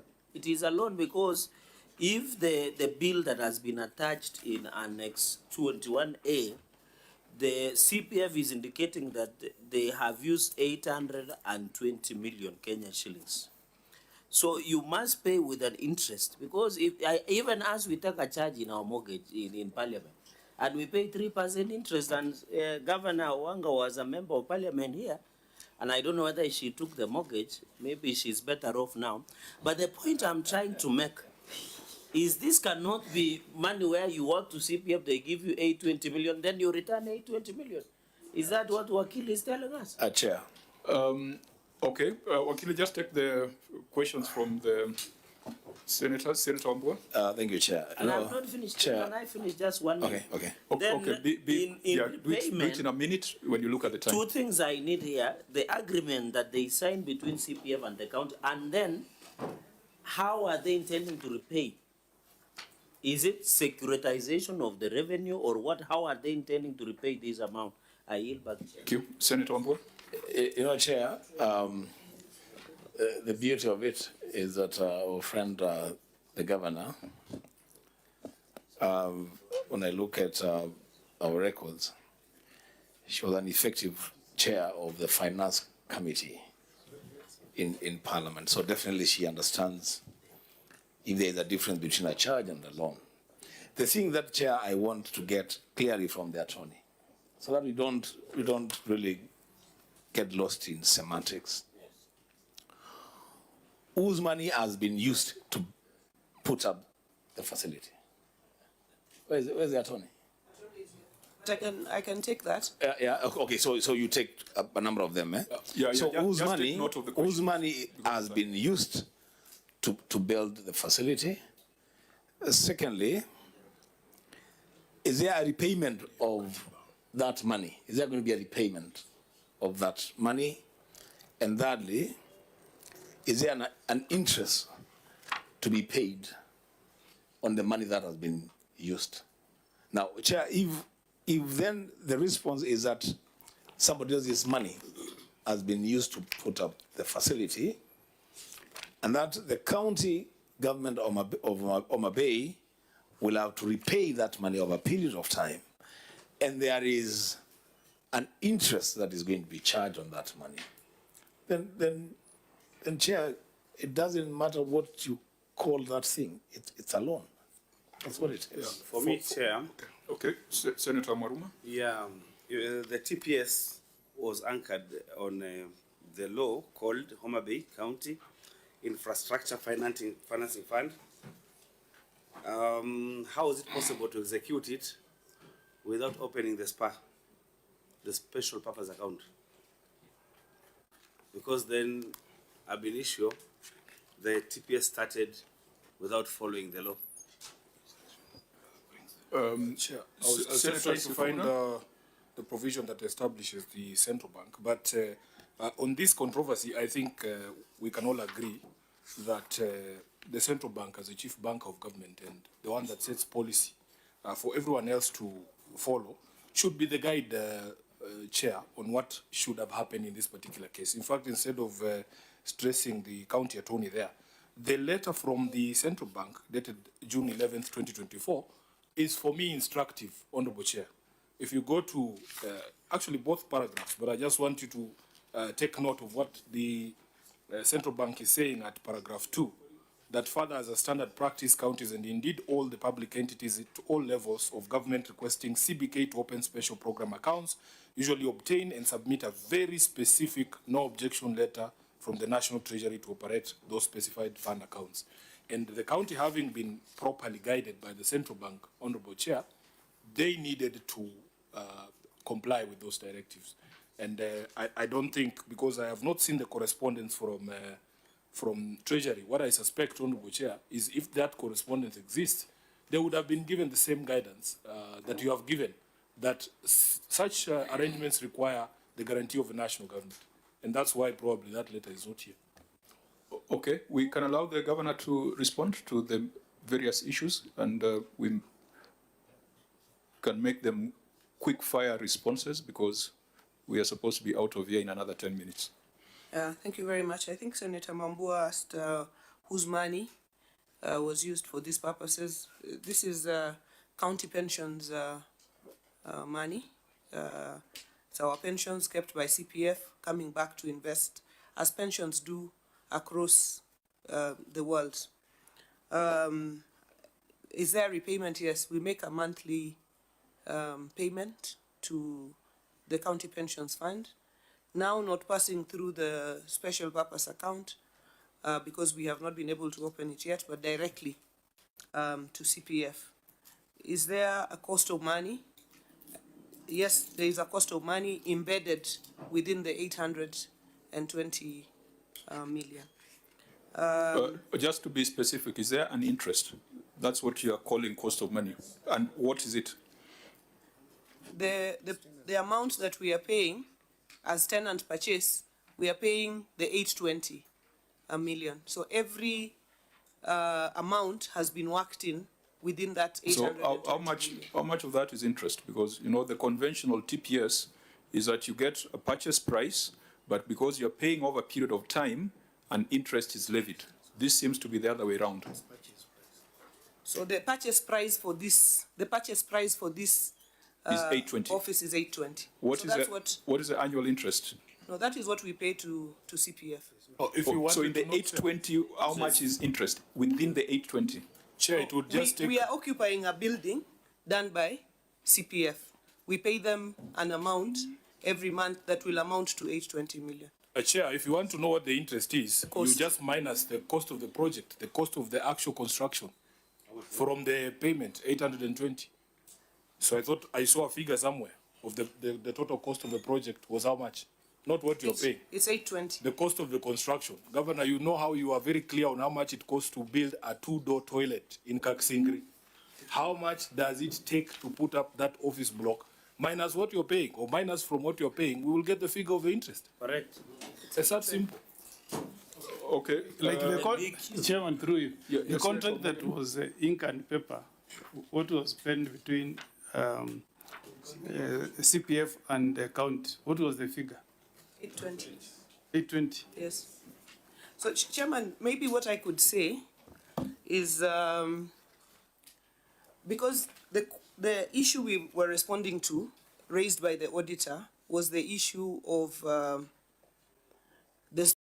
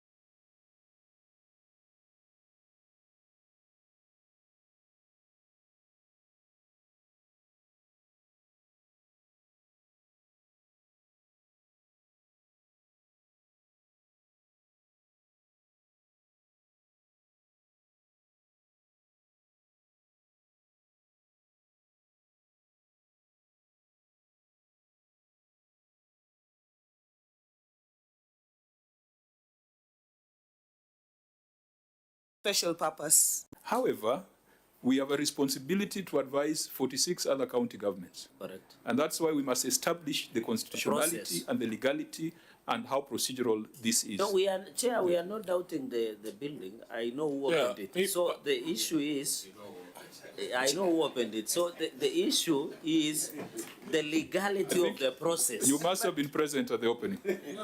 Yeah, personally, I suspect that there is absolutely no way that the county government of Homa Bay cannot know the amount of money that was put in that structure. It's not possible. I remember getting into an argument with one of the other governors who came here. I think she was talking about a hospital that was being built. I think it was Runyenjes or something like that. And they were saying even the BQs. There is someone in this team who has seen the BQs of that hospital and they know exactly how much. But because there is a cost of financing, Governor, so that if the procurement laws were followed, then you should have been telling the Senate and the people of Homa Bay, this is the best deal we could get you in terms of the cost of financing vis-a-vis the building that we are getting. Someone in that team has that answer. I think the governor referred to the procurement team. Who's the head of procurement? Could you tell us, did you do a professional opinion on this? Yes. And just go on record, introduce yourself. Were you in the room when so do you even know what you're talking about? Honorable Chair, I've been keenly following, so I know what. Okay, They're following on the. just introduce yourself. Yeah. Thank you, Honorable Chair and Honorable Senator. My name is Peter Odiango, Head of Procurement, Homa Bay County, member KISM 667721. So kindly ask the question. But you said you have been following. What question did you come to answer? And Honorable Senator, until I reach the door, No. Homa Bay is more, Governor, our county is more serious than this. Now, the question was, the tenant purchase agreement for the 820 million county headquarters, which procurement procedure was followed? Honorable Senator, the Procurement Act, we have several procurement methods. And we use... Just tell us the one that was followed, because we must be out of here in 5 minutes. We used an open tender method, and what we are doing is to do tenant purchase. And the Procurement Act also allows for lease and even TPS. Don't tell us what the law says. It's in black and white. Just tell us what you did. We used an open tender method. Okay. Yes. Open tender, there were advertisements? Yes. There were how many respondents? During pre-tender site visit, there were 5, but the final submission was done by one tenderer, which is CPF. And you did a professional opinion on that? Yes. And that is all on record? Yes. As you tendered, what was the indicative cost of the project? Because we must know the cost of the project, then people bid, and then take the lowest bidder, but that bidder cannot be lower than the cost of that project. The shared cost, which was floated by the tender, was over 900 million, but since the tender was won, we went and negotiated and came back to 20 million. Members, we have 10 minutes to go to the House. But just on that one, because the gentleman belongs to a professional body. I even heard him telling us the membership number. How is it that you do an estimate for the construction of the facility, and according to you, the person is floating the tender, the cost is 900 million. Then, because there is only one responsive tenderer, you sit down and reduce the cost of the project, you negotiate downwards. What did you eliminate from the project? Those are details, Honorable Member, but we have minutes to that effect, so that we were... Is that the way it works, Chair? I thought he said that there was only one, the final person yes. Quoted 900, yes. But you revised it down to 820. Yes. But what was your BQ?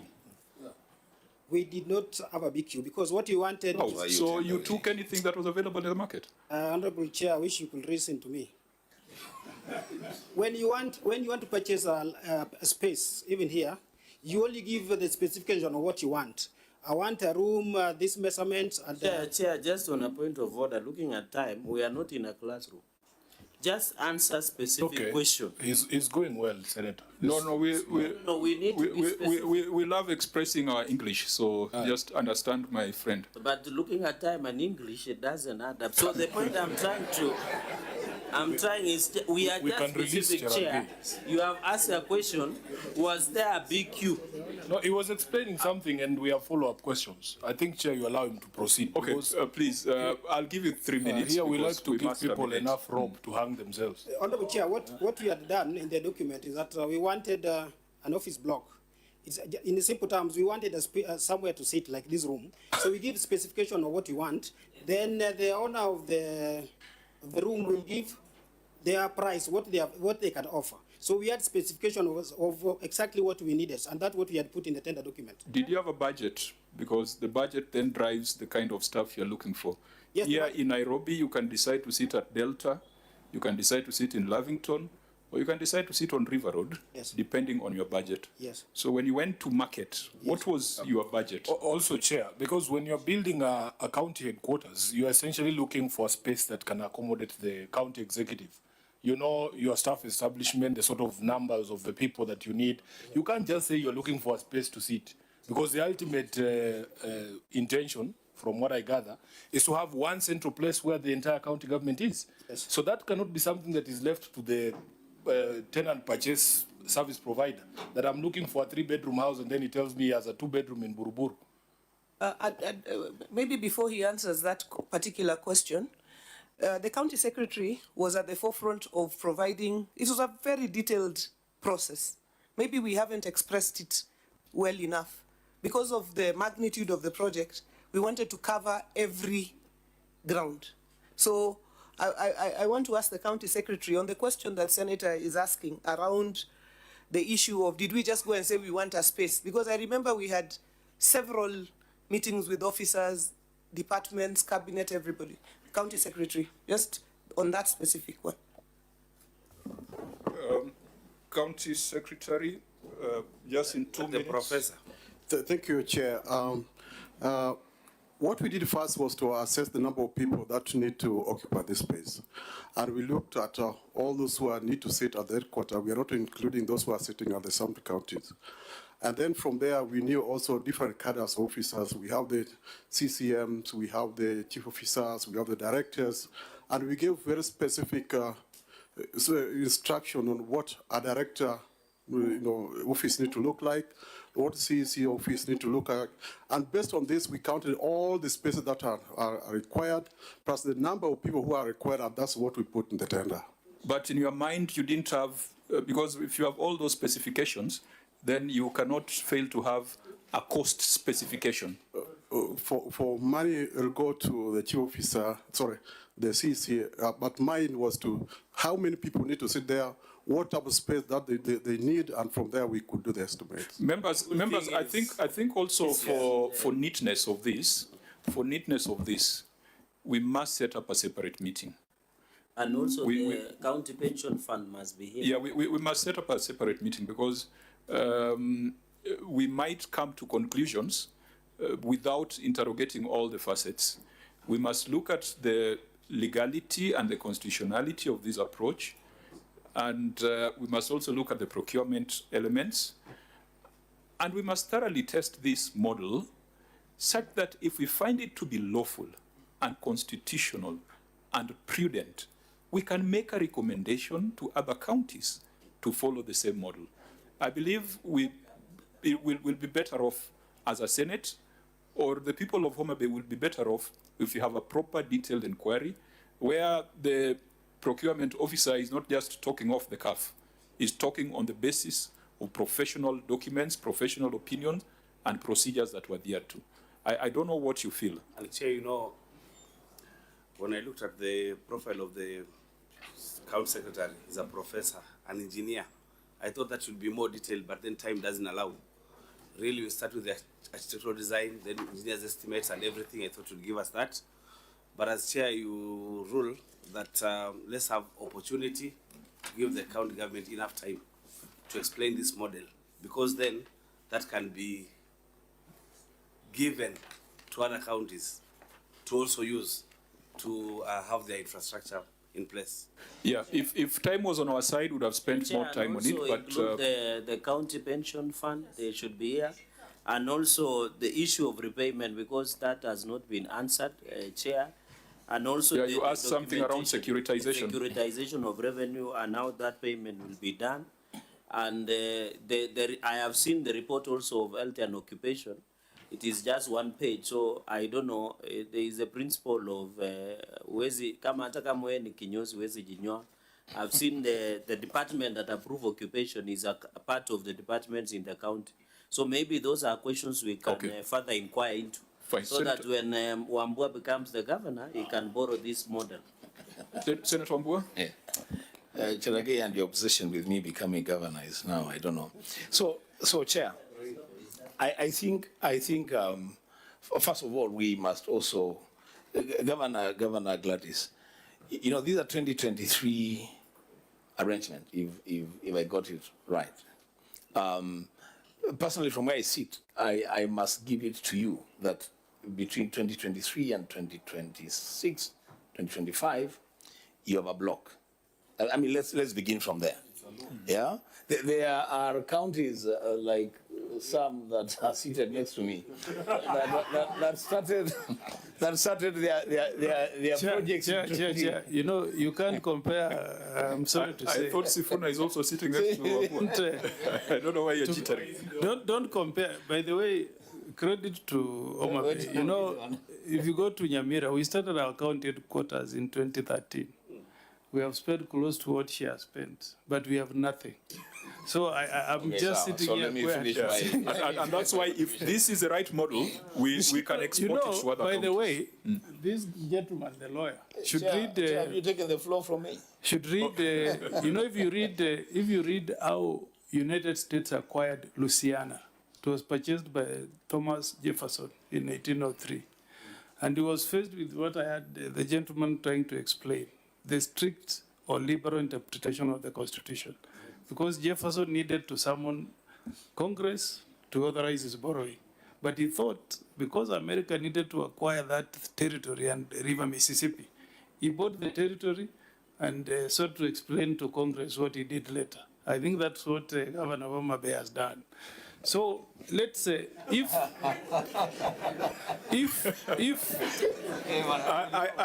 I thought he was being helpful. if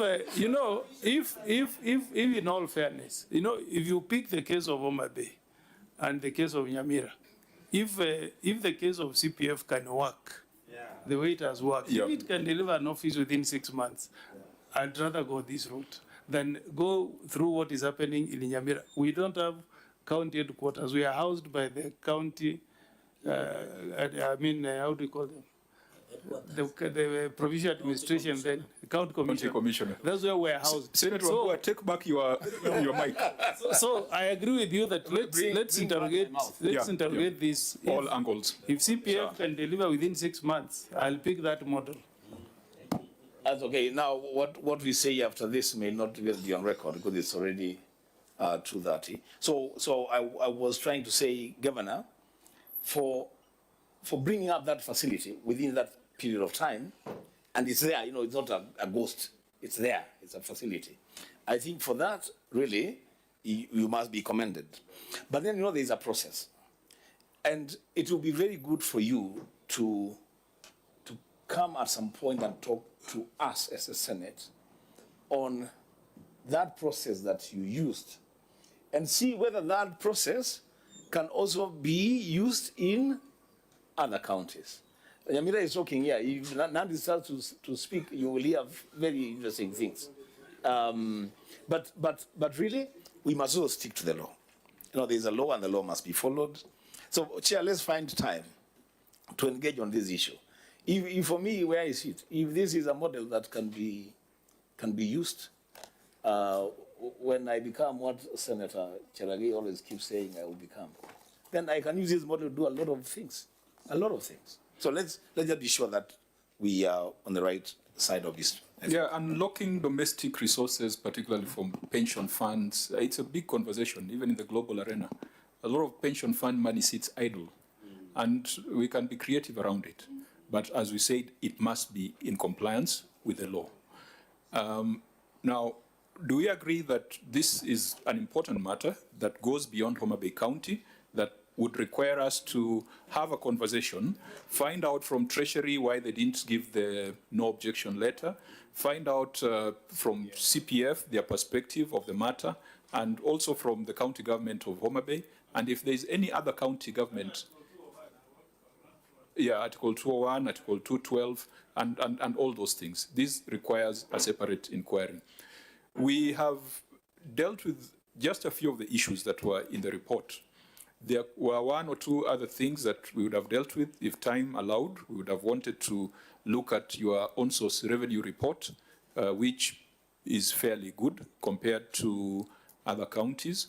We would have wanted to find out the measures you are putting in place to deal with the 55% that you're paying on HR and a few other residual matters. We will advise on how we'll deal with those matters, because I know the auditors are almost coming for the in-year audit. I don't know whether they're coming this month or next month. Sure, it's this month. We have already started some of the end clients. Yes, it's in progress. So we'll advise you, because some of these things can be within the scope of the audit for 25-26. There are a number of prior year matters that we have not dealt with that are still outstanding. The projects, the Kigoto, the animal feed project, all that. Let's make sure that they don't get lost in your audit for 25-26. But this one on the tenant purchase scheme is something that is topical that we must deal with even as the audit goes on. Honourable members, any closing remarks, or we allow the governor to make closing remarks? When I look at the time, we are 4 minutes out of time. Governor? Thank you very much, Chairman and Honourable Senators. I want to thank you very much for the discussions that we have had. Every time we come to the Senate, it's a learning experience. On this matter of the infrastructure financing, from a county government perspective, I think it is a matter to be looked into further. As I said, there was a lot of detail that went in and even a lot of detail after. But there's always that external eye that looks, which is the Senate. And I think if we have an opportunity to have a conversation with CPF, Treasury, and everybody else, then we will see that we have a big window. Right now, many counties are in discussions with CPF to progress this model. So if there are any gaps, I think it is important for us to have that conversation and be in agreement so that we progress in a way that we know is lawful and covers every ground. So, instead of pension funds just sitting, especially just sitting, it is a very, very good way to use it to do hospitals, to do other major infrastructure that you cannot do on the piecemeal money that we get every month. Thank you so much, Chairman and the Senators, for having given us this time. We are always available, accountable, and willing to learn as we progress in this PFM space. Well, I want to acknowledge the County Assembly for doing the right thing in terms of considering the audit reports. We will look at your report as we also compile ours, and also the delegation that came with the governor. I come from Homa Bay, and I would never pray for Homa Bay to fail. I would always want Homa Bay to succeed. Even as I sit here as a chair of the Public Accounts Committee, the questions we ask, the inquiries we make, are with a view to ensuring that Homa Bay succeeds. Because if Homa Bay succeeds, I also succeed. If the county government of Homa Bay fails, there will be nobody to understand that I was at the Senate and the governor was at the county level. So let's look at it as a partnership, and let's look at Senate as a place where perhaps there could be sometimes hard questions, but they're hard questions that allow you to reflect and allow you to maybe adjust your sails or continue doing the right things that you're doing. I hope that out of this session, there'll be 1 or 2 things that you'll go back and rectify. But I also believe that my colleagues could have picked 1 or 2 things that are happening in Homa Bay, that those of us who wish to be in the Council of Governors in the next year, you could pick 1 or 2 things that is happening in Homa Bay and use it as a template. Due to time, we shall leave it at that. We wish you a safe journey back home. We shall communicate on when we will be having this conversation on the infrastructure financing. The meeting is adjourned. The committee meets on Thursday.